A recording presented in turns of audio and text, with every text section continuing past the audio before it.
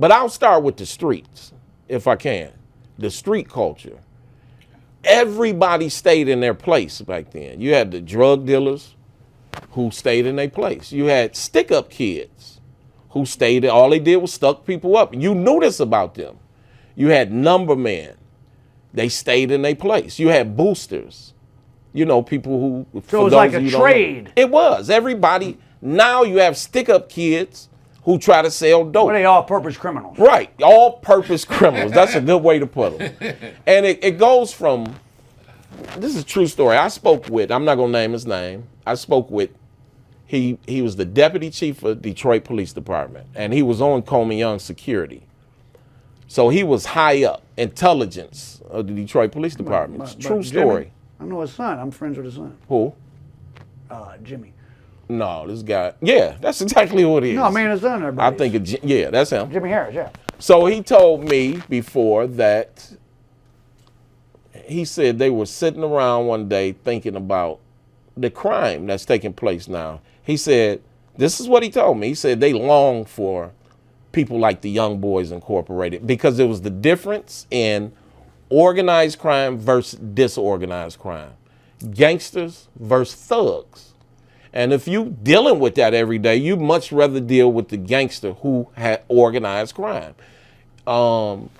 When something happened, they knew exactly who it was because it was an isolated incident. There were no drive-by shootings, man. I never heard of a drive-by shooting when I was a kid. So nobody that didn't, I don't want to say people have it coming, but nobody that was just an innocent regular. Very few people that were innocent regular people. Very few. There's always that freak accident. Very few. But there was a lot of drug addicts were robbing people on the street. But you knew what they were about. You knew who the drug addicts were, because you had some drug addicts who wouldn't rob people. But you knew what we used to call the scandalous dope fiends. You knew who they were. So, man, Detroit, people don't realize, man, according to the census, you know, they take the census every 10 years on that on that even number. According to the 1960 census, Detroit was the wealthiest city in the world on this whole globe. Metro That's Detroit. Metro area, yep. 1970, Detroit, no, I'm sorry, 1950. From 1950 to 1960, then 60, I don't know where it fell off. In 1990, Detroit was the poorest major city in the country, and this disturbed me recently doing, you know, I do all these stories. Memphis, which you think of as like a poor, violent town in the South, which it is, their per capita income is 50% higher than Detroit. Is that crazy? New Orleans is damn near double. Well, New Orleans it was buried underwater a few years back. So for Memphis is a trouble city, but great people in a great city. But those are cities that are almost twice as wealthy per capita. Unbelievable, man. There's I know what you're saying. swaths of Detroit where nothing's going on. Nothing's going on. There's no businesses on these big avenues, Plymouth and Finkel and Linwood. These are big industrial streets that should be full of business. There's nothing. Used to be a thriving. I remember there were car dealerships on Dexter. There was the first black-owned major big three dealership. Ed Davis. Okay, let me ask you this. As a young black person back then, when you left Detroit, did you then realize, oh, I live in a place where black people have a lot more economic and social power than other places? 100% absolutely. Every time I went. Whenever I went out of town, I realized when I visited other cities, New York, Chicago, Los Angeles. I remember I went out to L.A. I was with my cousin. My cousin, he's an entertainment attorney out in L.A. His name is Daryl Thompson. That's a shameless plug, but... Oh, he's active now. He's very active now, yeah. I was out there hanging out with him, man. I was a young guy. I kept seeing these, the police had people pulled over, and they were on the side of the road like this, sitting down with They don't do that here. Yeah, and I'm looking like, what the hell is going on? And he told me, he said, oh, man, when the police pull up on you, first thing you do, throw your hands out the window. We didn't do that here. Throw your hands out the window, and then you get out, you got to he said, if you don't do that, they'll look at you and laugh and say, you must not be from here. Those are the type of things that I noticed. But the twisted that is, people noticed you were from Detroit when you went other places. I've had people actually ask me, are you from Detroit? We carried a certain swag. 1992, it was a pivotal year in the United States. Remember Rodney King, 1992. Rodney King, a motorist who was pulled over by the LA police. And there was visual evidence. And beat up. And it was, you couldn't deny it because you could see it. They were found not guilty. They burned the city down. 1992, Detroit, Michigan, Malice Green, beat to death. Nobody even threw a brick. You know why? We knew that was an isolated incident. That wasn't the norm here in Detroit. That's why over the summer during COVID, they were rioting everywhere. Then we didn't worry about that here because even at its worst, we don't suffer from that police brutality. We just don't have it. Well, the isolated incidents, that's not the norm, though. Well, the police structure is largely black. Absolutely. And that's thanks to a man by the name of Coleman Alexander Young. Everywhere we went, we carried that air about us, even lay people, not just street guys, but lay people, because we knew. That's why we didn't burn the city down. We knew that this man had our back. We knew this was an isolated incident. What's the first thing he did, although he didn't even have the power to do it? He got on television and fired the police immediately. He knew how to deal with the situation. Los Angeles had a black mayor, Tom Bradley, elected at the same time. 73, took office in 74. Same exact thing as Coleman Young. They burned that city down. You know why? Because that was Daryl Gates' police department. That's the difference. That's the difference in Detroit and most places around the country. We are a microcosm, I always say, of Africa, man. Majority blacks. We have the most precious resource in the world 5 minutes away from here. We could step outside and probably see it, the Detroit River. It's actually a strait. It connects two lakes. Two countries as well. Yeah, two countries. It freaks people out when they come here and you say, man, that's Canada. You know what I'm saying? They like, yeah, first thing they want to do is go to Canada.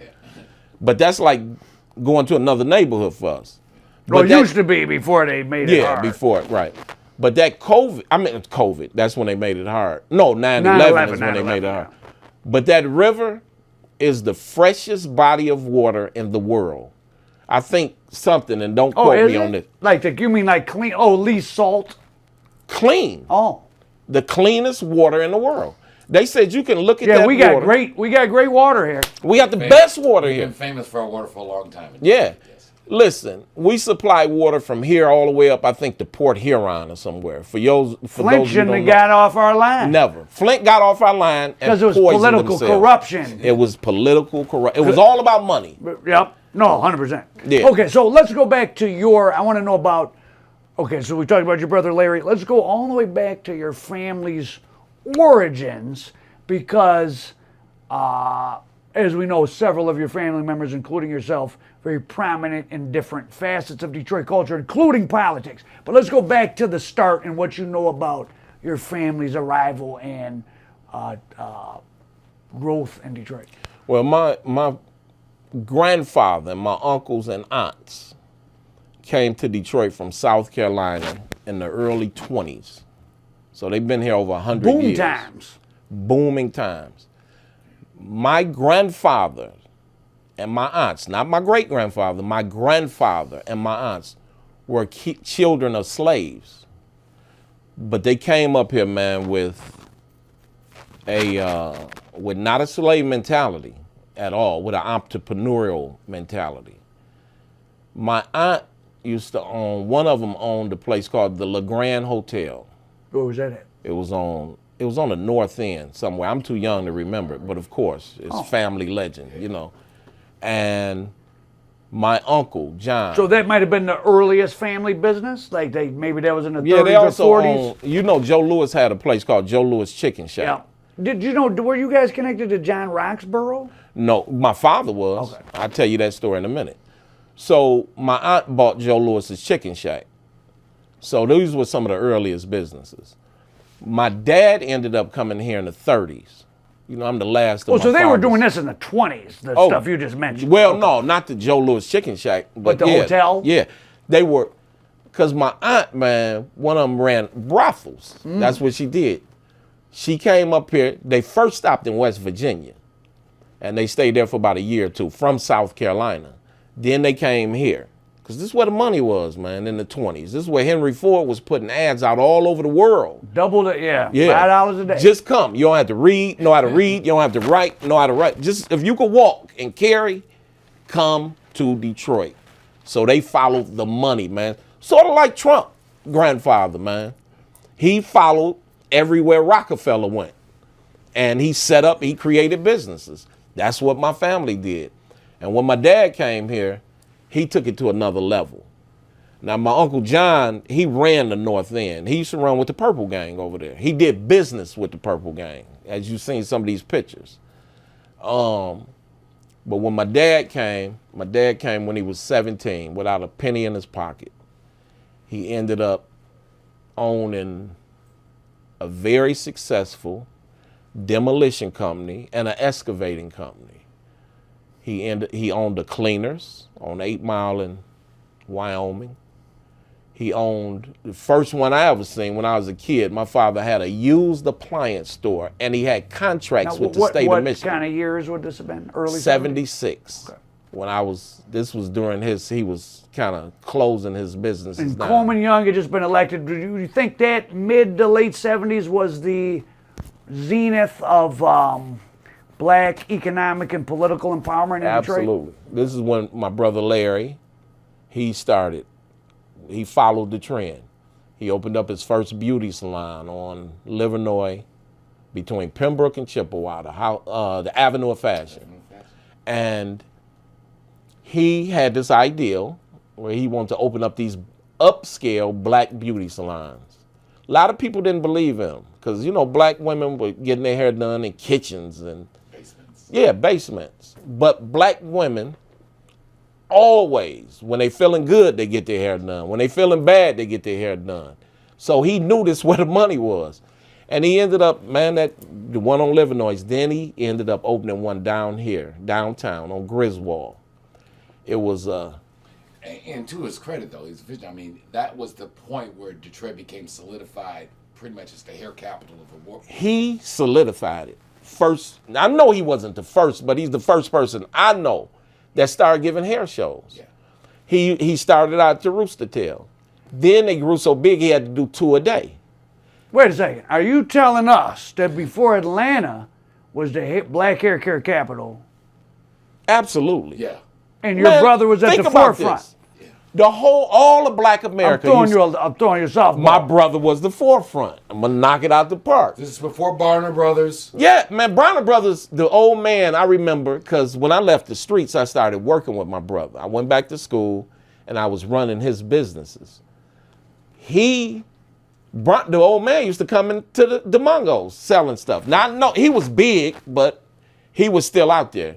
Now, I don't know if my brother started before the Barner Brothers. I can't put that out there. But he made hair fashionable. When he had his salons at his peak, man, it might have been half of the let's just say, and I'm throwing this off the top of my head. There's no credence to this number at all. But let's just say it's 50,000 hairstylists in Detroit. When he had his salons, there might have been 20,000.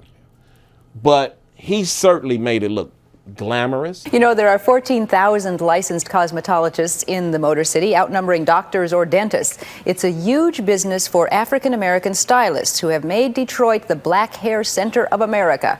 We visited an event called Fantasy Hair Wars.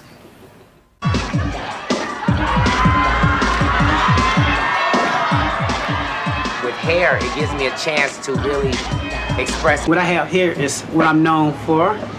It's called the zipper French roll. I have clients wear the zipper hairstyle to work, to church. Little Willie works out of his own salon. The zippered style he's creating involves a live bird. When the people go ooh and ah at the hair show, it makes me feel good knowing that being creative pays off. Now think about this. Hair Wars is a group of hairstylists that compete. Very complex organization to put it. Oh, Air Horse was a big deal. Check your record. Larry was selling out the Rooster Tail 2 a day. He moved to the State Theater. We knew Mr. Forbes, Chuck Forbes, who owned the State. He owned the Fox at one point, Hockey Town, all that before it was Hockey Town. The State Theater was messed up. Oh, I remember. I know. Mr. Forbes told Larry, you can rent it, but you gotta. Larry started doing hair shows at the State Theater, selling them out. The Mungos all alone. But he owned like 10 or 12 beauty salons at one time. Man, he don't like me telling this story, but one year I went to his accountant's office with him, just off hair alone. He grossed somewhere up near like $800,000. That was in 1991. $800,000 off hair alone. Now he owned several other businesses, but that was just off the hair. So Detroit definitely was the hair capital of the world. That's just one beauty salon. Yeah. You know? So yeah, it was the black hair capital of the world. So let's go. Hold on, let me say this if I may. You know where he got the first idea from? Jack's. Yeah, Jack's Lafayette Barber Lounge, where your father used to hang out at. Yeah, he always talk about your father. He talk about how much Not of a Milwaukee gentleman. Jack. Not Milwaukee Jack, but you met Mr. Horn, Gene Horn, whose barber shop is now Oh. on my 7-mile Okay. office. That was his spot. Was Okay. where he- Yeah, that's where so all the players kind of. that's right. They're all up, including the mayor. Yes. All the black who's who hung out at Jack's. So let me ask you this. So even at a young age, what was the interplay between... So if you have a group of people, black people that have been oppressed by a country, and then they start to become, oh, you're the mayor, you're the chief of police, their perception of what the system is It's a little different. is a little different. So what's your understanding of how it was different in Detroit at that time, the interplay between the streets and the black people that were in positions of power in the mainstream system? It was in the city proper. I didn't experience racism. Now I grew up in Oakland County, so you could imagine. I always tell people that's where I grew up on 8 Mile. That's good. You learned you had a buffer to your. Absolutely. Yeah. And that's where, man, I always tell people they created driving while black on 8 Mile Road. Oh Man, you was going through enemy territory. I said a person do 100 miles an hour flying up Woodward. As soon as they hit 8 Mile, they break it down to 20. Yeah. Put on your seatbelt, take your hat Seatbelt, off. everything. That's why, man, that's what made the township so unique, bro. We was running probably 75% of all the dope, maybe 85% of all the cocaine that came out of Detroit was coming from the township. Like I explained to you before, man, we were like Shout out to Jordan. the Italian, the mafia, Lansky and them in the 50s, Cuba. That was our private Cuba, man. We just ran the town. So were all the families over there came straight from the South to there? What No. was the connection with Detroit people?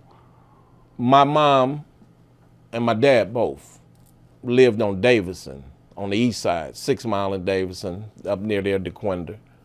The The Davison Donald Freeway. Goins area. My mother grew up with Donald Goins. She went to his funeral as a friend, not as a fan. The freeways came through, urban renewal. They took Or as their Coleman homes. Young said, Negro removal. Yeah, Negro removal, right. It came through a lot of black neighborhoods. There were some projects out on 8 Mile that allowed black people to move in. Oh, on the Oakland County side? Yeah, in the Oh, township. there were. When did those get torn down? Or The last ones were torn down, probably the very last unit might have been torn down in the early 70s. oh, really? I didn't know that. My mom and dad bought a condo, not a condo, I'm sorry, a co-op. There's a group, it's a co-op out there. And I still have their original shares from 1963, I believe it was. So you had, and they moved there because, one, Roanoke Township was the safest municipality in the state of Michigan. It was, before they built the Kroger, it was always either second or third safest municipality. That in the wasn't a state of fake statistic? Zero crime, man. No crime. I never had a door key growing up. That's a true story. Never had a door And key yet, growing up. you guys were, some of you involved in serious criminal activity. Serious. Oh, yeah. Oh, absolutely, And you man. never had a door My key? father was doing maybe, I tell about 30,000 a week in numbers. But I think after the recession of '82, Mm-hmm. and a lot of jobs went away into the robots and et cetera, and YBI existed, I think Detroit never recovered into the early '80s, YBI into the crack, and the idea of selling drugs instead of having a regular job became normalized. From the 40s to the 60s, people think that the decline of Detroit came with the 67 rebellion. No. They think it came with the election of Coleman Young. No. Started Some in the even- late '50s. Some even think, started in the 40s, I'm gonna tell you in a minute. Some even think it came with Kwame Kilpatrick. No. No, that's not true, man. Look at the population trend of the city of Detroit. 1952 was the peak. There you go. So it started in the 50s, started going down. But what people don't understand, not only did we lose half of our population, man, we lost More than half of the jobs. Yeah, we lost from the 40s to the 60s, the greatest economic times in American history, We had an exodus of jobs. to over 200,000 manufacturing jobs. Oh, you must have read Thomas Sugru's book. Just like I did. Whose book? Thomas Sugru. He just economist did like an analysis of the factory jobs, and he showed that they were as soon as World War II ended, when they built the new factories. Because, And the freeways. Yep, and the old factories were vertical, which requires a lot of energy to move heavy parts. So they needed big plots of land out in Warren, Sterling Heights. So you have these 1 mile long assembly lines because it's easier to push than pull up. And then you had the freeways, and then those new municipal entities could also bar black people and a bunch of things all went Yeah, together. listen, man. You had, when, I always say the same thing that helped Detroit killed Detroit, and it was prosperity. Blacks started making money equal to their white counterparts, and they wanted to live in nice areas, just like their white counterparts. When they moved into the areas, whites took off. From Black Bottom to 12th, Linwood, Dexter, from there to Finkel, Puritan, 7 Mile, 6 Mile, 8 Mile, from there to Oak Park, from there to Southfield, from there to Bloomfield, Farmington. It was just the exodus, and middle class blacks followed that exodus. And that's what put the dagger in Detroit's heart. Right there. But if you want to go back to my family. Yes. So my dad ended up, when he came here, he started picking up numbers. And he told me all about Mr. Roxborough. John Roxborough, he had a brother named, his brother was a state representative, the first black state that's right. representative. Was it Diggs or no? No, Roxborough. Oh, okay. Diggs' father, the funeral home Charles people, Diggs. Charles Diggs, the old man was a funeral director and a state representative. Yeah, okay. You're absolutely right. Oh, but Roxborough was first. Yes, Roxborough was first. And my old man tell me about how Roxborough was like a Don King, if you will, because he was Joe Lewis's manager. And he would promote Joe Lewis in the local pay. He would pay writers to write about him. And that's how Joe Lewis He really created got. the name Brown Bomber. Yes, probably. he did. And that's how Joe Lewis got his recognition. He's a hell of a fighter now, don't get me wrong, but that's how he got his recognition as fast as he did, through Mr. Roxborough. Mr. Roxborough was a number man, booked the numbers. When I say booked the numbers, he was the bank. He was the bank. Yeah, then you have guys like Mr. Wingate, who everybody in Michigan knows Mr. Wynn, probably around the country. And he had the rival sort of record label to Motown. Golden World Records. And it was a rival with Motown. And Barry bought it from him in 1968 for $1 million cash. But he was making more money than that off his number business. Man, he ended up, as my understanding, he was barred out of every... Bigfoot, was that his nickname? That's his brother, Bigfoot, right? Or is that his brother? I think that was his nickname. Or maybe no, that was his nickname. My father used to tell me he had Eddie Wingate. He had real big feet, he said, and they called him Bigfoot. Bigfoot Wingate. And he Did you ever go on the 20 grand? No, too young. So I'll get to that in a minute about that hotel and this big meeting that the number man had. Yeah. So you got Wingate, who the unique thing about Detroit, man, the number business, and as well as the dope game, I guess, you dealt with the mafia if you could make money with them.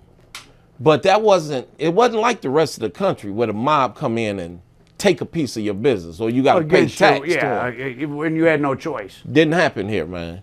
The mob did not. I noticed. I grew up in the numbers. You know what I'm saying?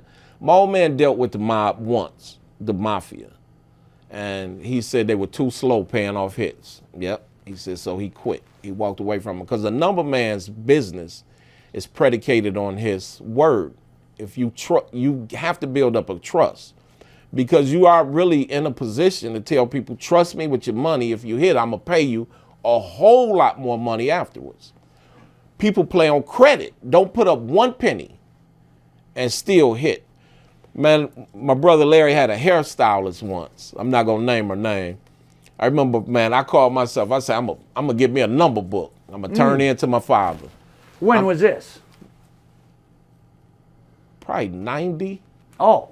Yeah. So you had already... Yeah, I quit. Okay. Yeah, I was in school. Okay. And working for Larry. Man, first day, this girl played on credit. She hit the numbers for $5,000. My father told me, he said, listen, I don't want your business. They keep it away. He said, that was my first day and last day. Y'all paid off. Oh, of course. Yeah.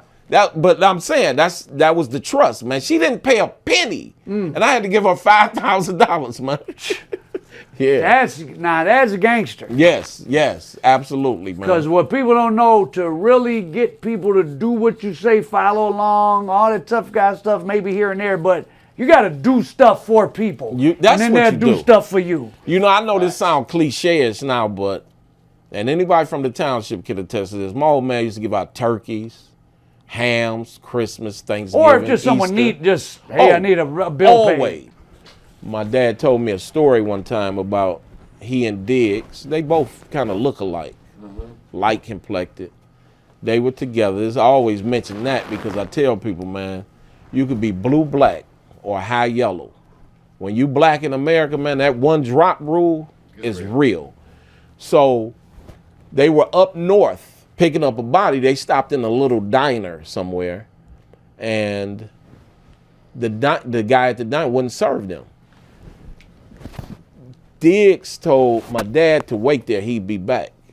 He left, went and got the police, whether it was the sheriff or the chief of police, whoever it was of the town.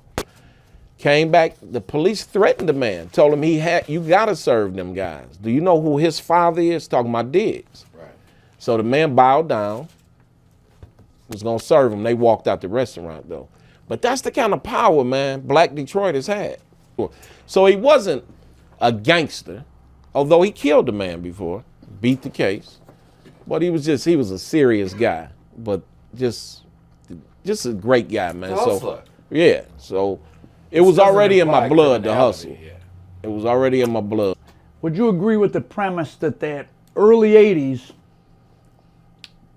with the large decline in the availability of jobs in the auto industry and the increasing prominence of drugs, so you go between 80 to 84, the YBI era and other things, that really saw a change in Detroit. It still was this economic powerhouse, but it's becoming, the balance of street versus legal is getting too much. You're absolutely right. Those were about the years too. Let me clear something up real fast, because I read comments on some of the clips about the Young Boys. The Young Boys didn't end in 1982. It didn't. Somebody else took the mantle, took the baton, if you will, and ran it in. That was Pep. Pep was certified YBI. He had a whole crew. His core crew, we might have been about 30 strong. But when you look at the tentacles that we might have had, we could have put together 150 people easy, real easy, because you had people working for those 30. You know what I'm saying? So the Young Boys did not stop in 82. Let me just put that. Well, there were three more. There was a 85 indictment and 87 indictment. Yes. So right. Under that moniker, YBI, Yeah. Young Boys Incorporated. And that's not to mention others. I mean, YBI still ain't stopped. That's right. Really? You still got people out here, yeah. Then you had the guys from up in Boston who was doing their thing. So talk about that. So talk about YBI fever. Like, was that? It almost reminds me in LA of like. It's the rap fever. What these people now. If it would have been social media back there. What was so enticing? What was not necessarily what was the real Young Boys, but what was the idealized vision? What were people buying into with that? I want to be a Young Boy Incorporated. It was an exclusive club, and the club came along with a lot of perks and glitz and glamour. Was selling drugs considered glamorous No. before that? Heck no, no. Not even during that time, really. I always, man, listen, me, Joint Ivan and myself, we were, man, we was the guys that people would tell their parents would say, tell, "Be careful being around those yes, guys." yeah. No, it wasn't. And people used to talk about us, man. In high school, man, we had the head of security, What high school did you go to? Oak Park. Which was white then or Jewish? It was still Oak Park. Yeah, it was Jewish. But the head of security, man, dead now, Mr. Burt. We'd be walking up the halls, he'd be hollering, man, here come the Young Boys and we'd be embarrassed by that shit, though. You know what I'm saying? Oh, so that wasn't a mark of honor. Heck no. But at some point that changed. Well, when you got out here in these streets, it changed, but not in school. But even in general, like nowadays, everybody wants to be. Yeah, because the climate is different now. You know what I'm saying? Again, I take it back to gangster rap. They make the streets look glamorous. The streets are not glamorous. Nothing about them. You did not want to know back in the day, people to know that your family was involved in it. You didn't. It's like I saw you when you said, man, you had to get on that bus when your father was on the front page. There was a certain amount of embarrassment that came into that. You know, I talked about us telling people we were entertainers. Man, we would have to sit down every September. My mother would sit us down and say, now, when they ask you what your father does for a living, tell them he owns a construction company. I remember my sister went to school one day and told them, my father got 50 trucks. They looking at her like she's nuts. She didn't know how much the trucks were, you know. Yeah. He had a couple of trucks, but we were rehearsed to say that because, no, my father ain't no street guy. He's not a gangster. He's not. That was embarrassing, man. Hollywood has flipped that all around.